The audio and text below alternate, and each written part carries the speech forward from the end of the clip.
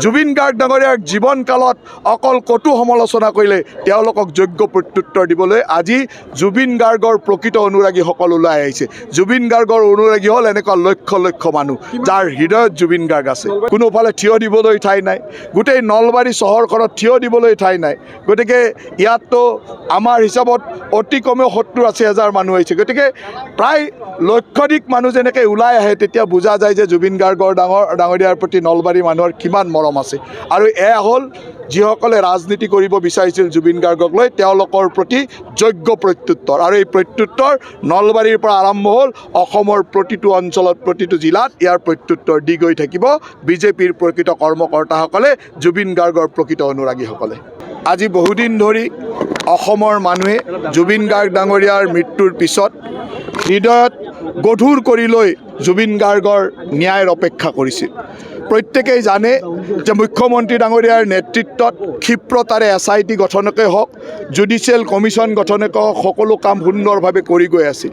কিন্তু এচাম লোকে, যিসকল লোকে জীৱনকালত জুবিন গাৰ্গ ডাঙৰীয়াক কেতিয়াও প্ৰশংসা কৰা নাই, জীৱনকালত জুবিন গাৰ্গ ডাঙৰীয়াক মাত্ৰ সমালোচনা কৰিছে, জীৱনকালত জুবিন গাৰ্গ ডাঙৰীয়াক কটু কথা শুনাইছে, তেওঁলোকে এই মৃত্যুৰ পিছত এক ৰাজনৈতিক অস্ত্ৰ হিচাপে জুবিন গাৰ্গক ব্যৱহাৰ কৰিব বিচাৰিছিল।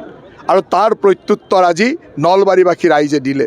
এইখন নলবাৰীৰ এটা সময়ৰ নলবাৰীৰে অঞ্চল আছিল তামোলপুৰ।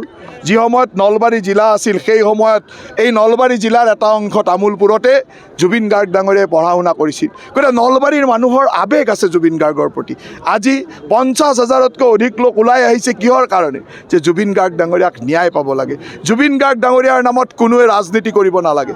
জুবিন গাৰ্গ ডাঙৰীয়াৰ জীৱনকালত অকল কটু সমালোচনা কৰিলে তেওঁলোকক যোগ্য প্ৰত্যুত্তৰ দিবলৈ আজি জুবিন গাৰ্গৰ প্ৰকৃত অনুৰাগীসকল ওলাই আহিছে। জুবিন গাৰ্গৰ অনুৰাগী হ'ল এনেকুৱা লক্ষ লক্ষ মানুহ যাৰ হৃদয়ত জুবিন গাৰ্গ আছে। কোনোফালে থিয় দিবলৈ ঠাই নাই, গোটেই নলবাৰী চহৰখনত থিয় দিবলৈ ঠাই নাই।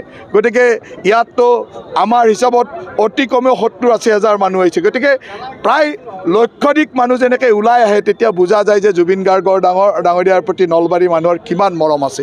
আৰু এয়া হ'ল যিসকলে ৰাজনীতি কৰিব বিচাৰিছিল জুবিন গাৰ্গক লৈ তেওঁলোকৰ প্ৰতি যোগ্য প্ৰত্যুত্তৰ। আৰু এই প্ৰত্যুত্তৰ নলবাৰীৰ পৰা আৰম্ভ হ'ল অসমৰ প্ৰতিটো অঞ্চলত প্ৰতিটো জিলাত ইয়াৰ প্ৰত্যুত্তৰ দি গৈ থাকিব বিজেপিৰ প্ৰকৃত কৰ্মকৰ্তাসকলে, জুবিন গাৰ্গৰ প্ৰকৃত অনুৰাগীসকলে।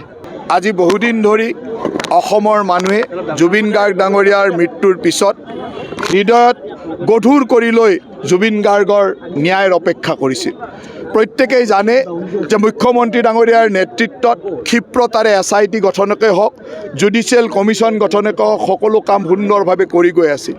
কিন্তু এচাম লোকে, যিসকল লোকে জীৱনকালত জুবিন গাৰ্গ ডাঙৰীয়াক কেতিয়াও প্ৰশংসা কৰা নাই, জীৱনকালত জুবিন গাৰ্গ ডাঙৰীয়াক মাত্ৰ সমালোচনা কৰিছে, জীৱনকালত জুবিন গাৰ্গ ডাঙৰীয়াক কটু কথা শুনাইছে, তেওঁলোকে এই মৃত্যুৰ পিছত এক ৰাজনৈতিক অস্ত্ৰ হিচাপে জুবিন গাৰ্গক ব্যৱহাৰ কৰিব বিচাৰিছিল।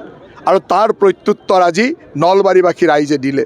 এইখন নলবাৰীৰ এটা সময়ৰ নলবাৰীৰে অঞ্চল আছিল তামোলপুৰ। যি সময়ত নলবাৰী জিলা আছিল সেই সময়ত এই নলবাৰী জিলাৰ এটা অংশ তামোলপুৰতে জুবিন গাৰ্গ ডাঙৰীয়াই পঢ়া শুনা কৰিছিল। গতিকে নলবাৰীৰ মানুহৰ আৱেগ আছে জুবিন গাৰ্গৰ প্ৰতি। আজি ৫০ হাজাৰতকৈ অধিক লোক ওলাই আহিছে কিহৰ কাৰণে? যে জুবিন গাৰ্গ ডাঙৰীয়াক ন্যায় পাব লাগে, জুবিন গাৰ্গ ডাঙৰীয়াৰ নামত কোনোৱে ৰাজনীতি কৰিব নালাগে।